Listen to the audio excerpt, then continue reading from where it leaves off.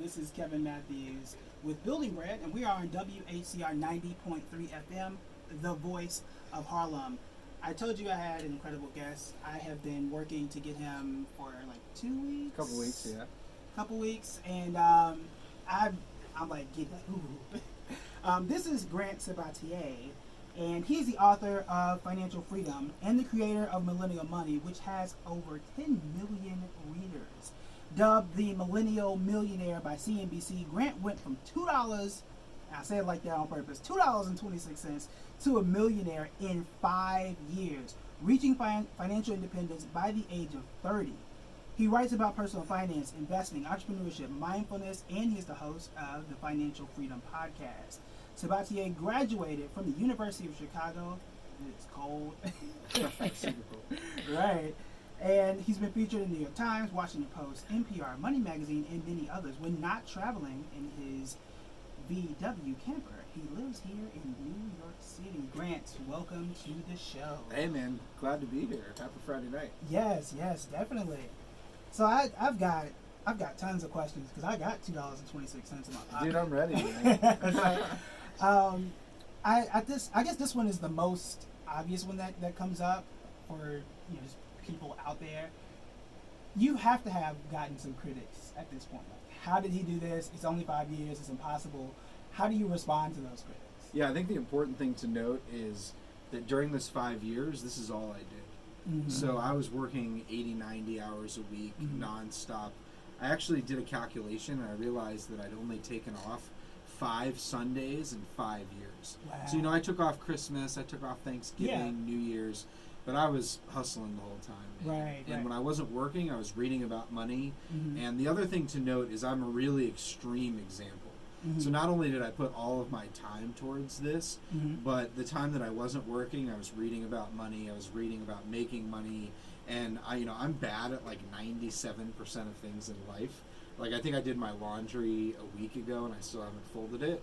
But money happens. That's normal. Yeah. At least that's how I thought that was normal. But money happens to be one of those things that I'm incredibly passionate and intrigued by, and have dedicated my life to studying, and now over the last 4 years helping other people with their finances.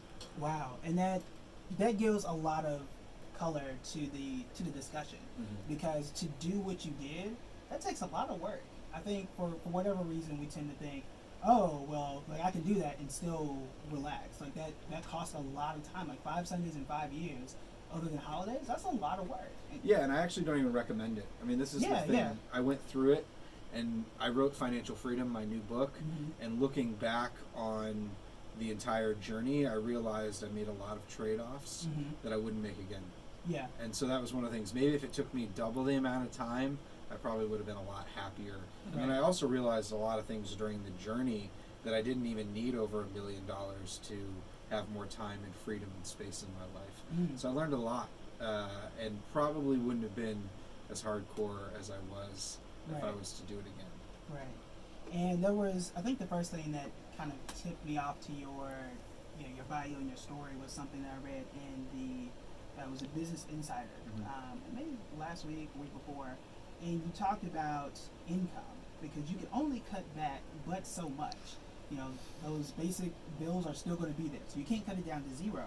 Why do you feel, or do you feel that people kind of ignore that in the expert community or whatever, and why do you think it's ignored?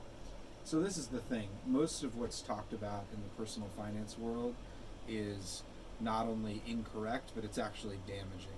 And so 99% of what's talked about in the money world is cutting back.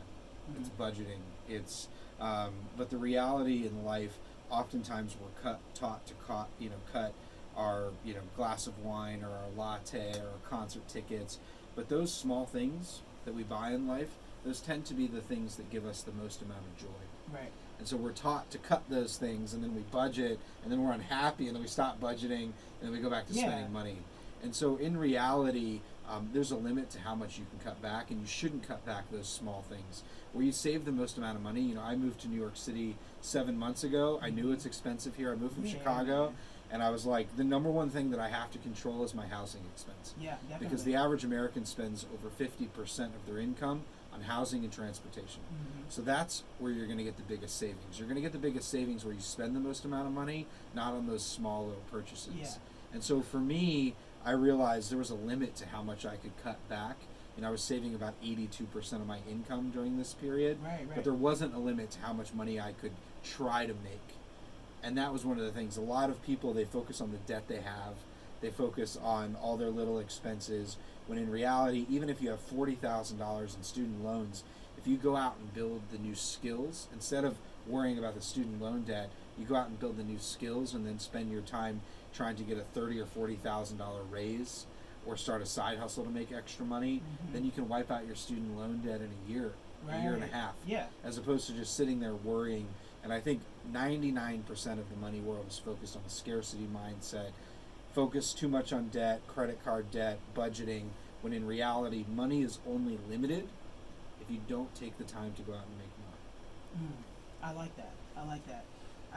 I agree, and I enjoy like having both perspectives of having people here, being on. I think when I started BuildingBread 9 years ago in September, and I started off. I was a college kid. I started off like budget and figure out where that stuff is, and know what tracking every single dollar. Yeah. And while that skill is important, it doesn't need to be overemphasized. There are things that you can do to just grow your money, do a side hustle, and really take that route, because it's going to take time either way. It's going to take time to either come up with a plan and pay it down, or you can come up with a plan to pay it off in different ways and use that money down the line. Yeah, it just depends on also what type of person you are. Yeah. And so if you're going to budget and you're going to focus on every penny that's coming in and out, to me that ended up always taking a lot of time and stressed me out.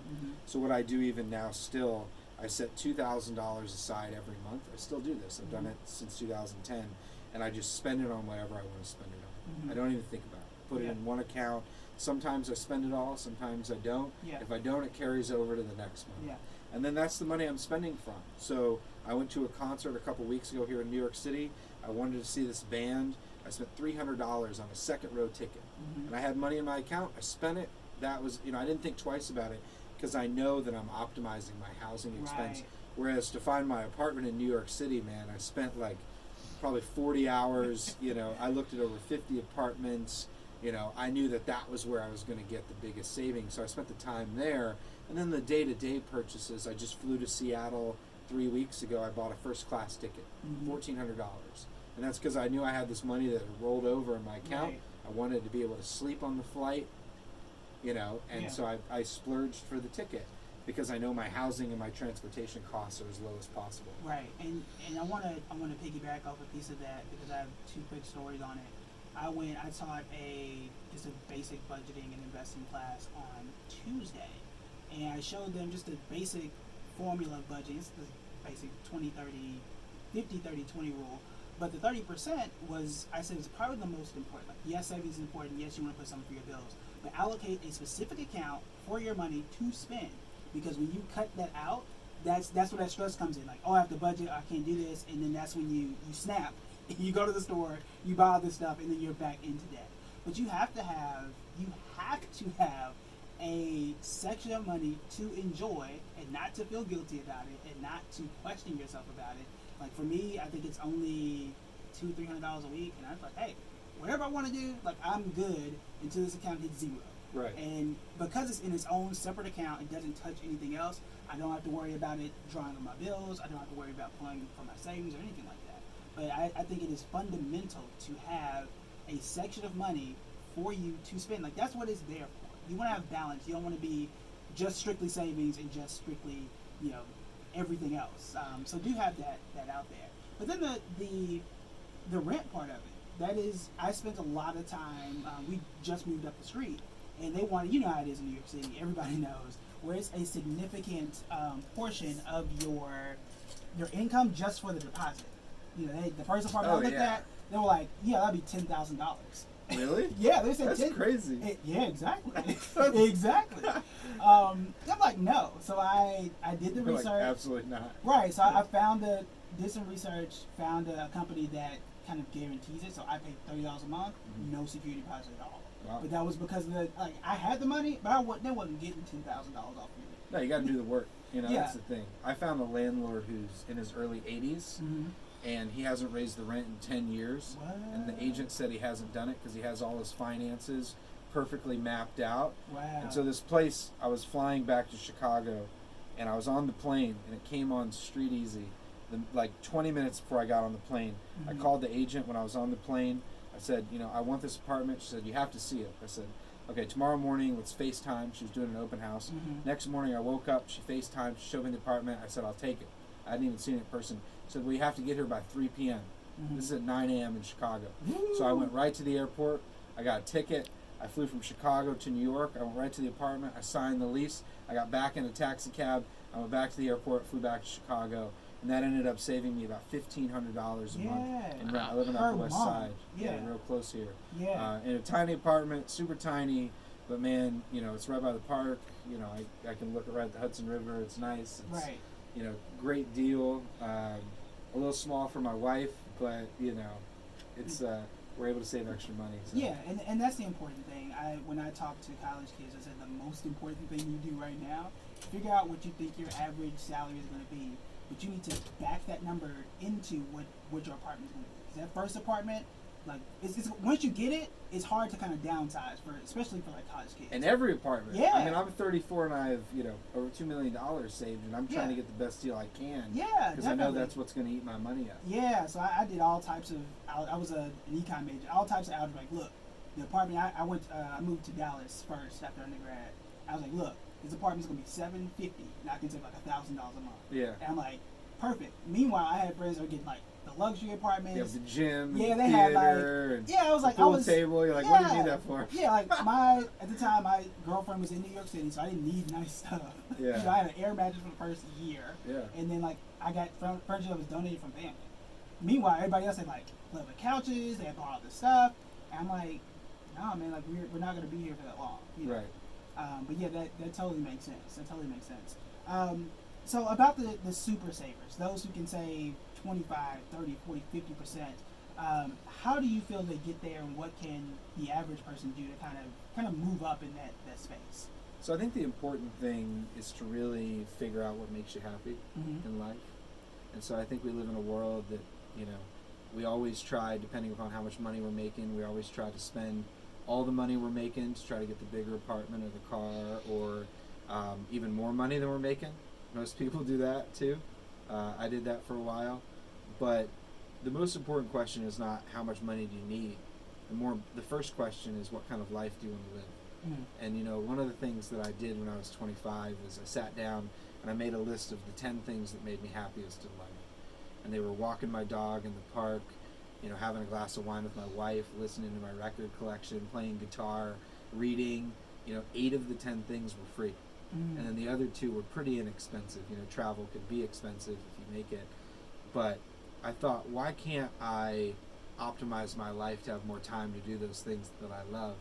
And I realized that I needed a lot less money than I thought to be happy. Oh, wow. Because we live in a world, man, where we're always chasing something, whether it's a next job or a promotion or a higher salary or $1 million, whatever it is. But the harder work is to stop and actually look within yourself and be like, you know, what do I really like in life? And I meet too many people, man, even they're making 6 figures, but you know, they're working 100 hours a week, and then I ask them why they're doing it, and they say, you know, I want to spend more time with my kids. And it's like, you know, you could take a less stressful job or a part-time job, and you could pick your kids up from school. Right. But we grow up always chasing that next thing. And it's easy in life to do that. It's harder to stop and actually think about what makes you happy, and then say no to money in some cases, because time is so much more valuable than money, man. Like, you can always go out and make more money, but you can never get back your time. Yeah. So the question is, what are you trading your time for? And for me, man, like, I could spend more money, but I know it wouldn't make me happier. You know, I've got my life down to where I have plenty of time to do the things I love. And that's it, man. Money only matters if it helps you live a life you love. Right. And that's interesting. There's a quote by Logic. I love Logic, man. Oh, so you love know where I'm Logic going. so much. Yeah, there's a song. I wish I could play it, but we don't have an edited version for it. But there's a song where he, at the end, he talks about it's legacy. Legacy's the name of the Legacy's song. a great song. And it's like I spent all this time getting all this money, Yeah. but at the end, I have to spend all this money just to have that last moment. You know, yeah, so you're spending exactly. just to stay alive. It's like you spent all this time, Yeah. 20, 30 years to get all this money, and then now you have to spend the entire thing just to have that time. So that's a brilliant point. This is Building Bread with Kevin Matthews on WHCR 90.3 FM, the voice of Harlem. I'm here with Grant Sabatier, and we're talking about money, life, financial freedom, and he's been dropping some amazing gems thus far. You mentioned earlier that you realized that it was that time factor. Like you would not have done things the same way. That you, for 5 years, almost no vacations, and you got to that $1 million mark and realized, like, hey, I would do this differently.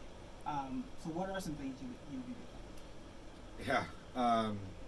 One of the things I realized after becoming financially independent, which was that point where I had enough money for the rest of my life, I looked back and reflected on my journey as I was writing the book and realized that the freedom that I was seeking, I had so much earlier on.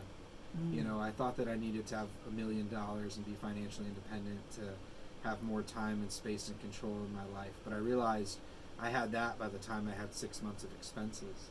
I was just so worried that I was going to get stuck back in a cubicle in a job that I didn't hate, or a job that I didn't like, and I would get stuck living back with my parents. That, like anything, money addiction takes many forms, you know, and I think that I chased money above all else. You know, I got really sick for a while. I lost some friends. I had challenges in my relationship. You know, I was living and breathing money, and I think, you know, I didn't really stop and smell the roses. You know, I lost my entire late 20s to this, and I feel very grateful that I made it and I was able to get the perspective. But life is all about trade-offs, right? You know, and that's one of the things, man. You can't get rich quick. You can get rich quicker, but something else is going to give. Yeah. And that's one of those things where I've never been good with balance in my life. I'm getting better at it.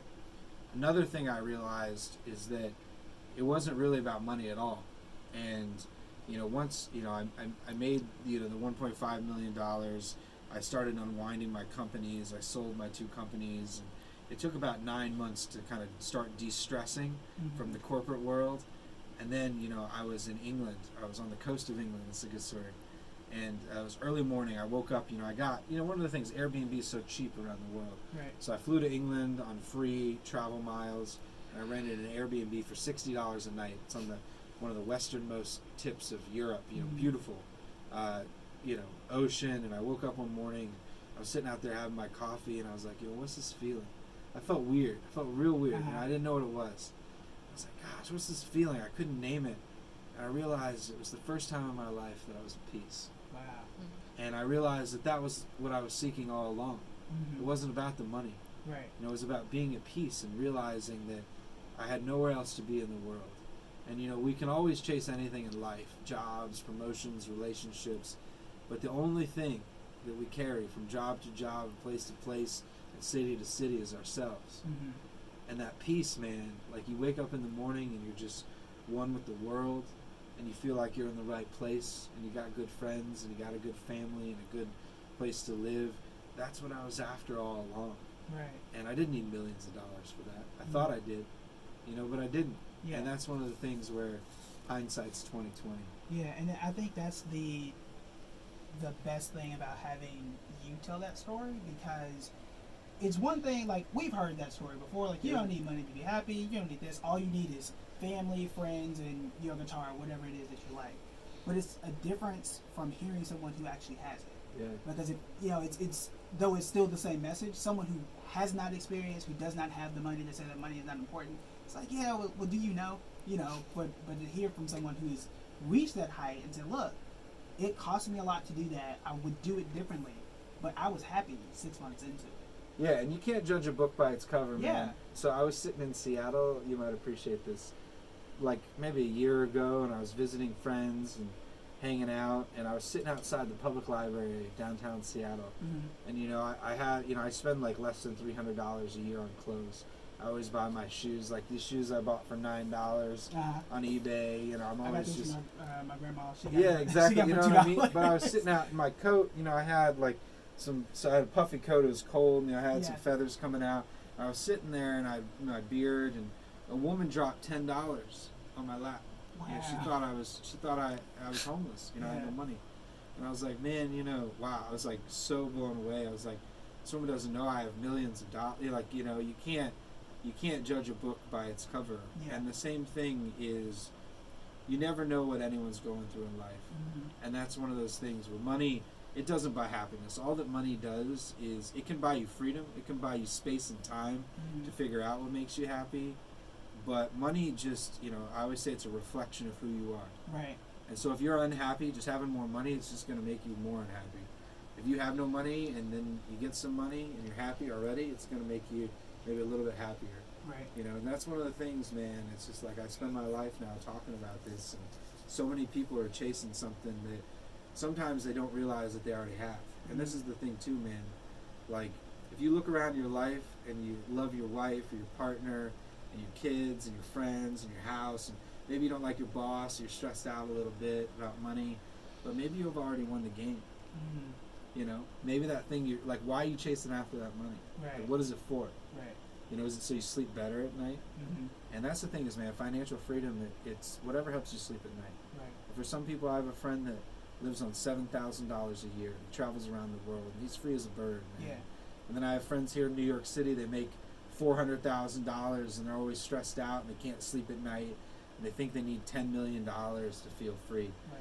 But freedom, man, it's how you feel. And the more you know yourself, you know, then you can make the decision whether or not you want to work another 20 years or make the time trade-off, because all this is in your control. And that's the thing, man. It's not that complicated. The challenging thing is figuring out who you really are. Right. That's real. That's real. This is WHCR 90.3 FM. This is the Building Bread Show with Kevin Matthews. We will be back in just a few minutes. Stay tuned.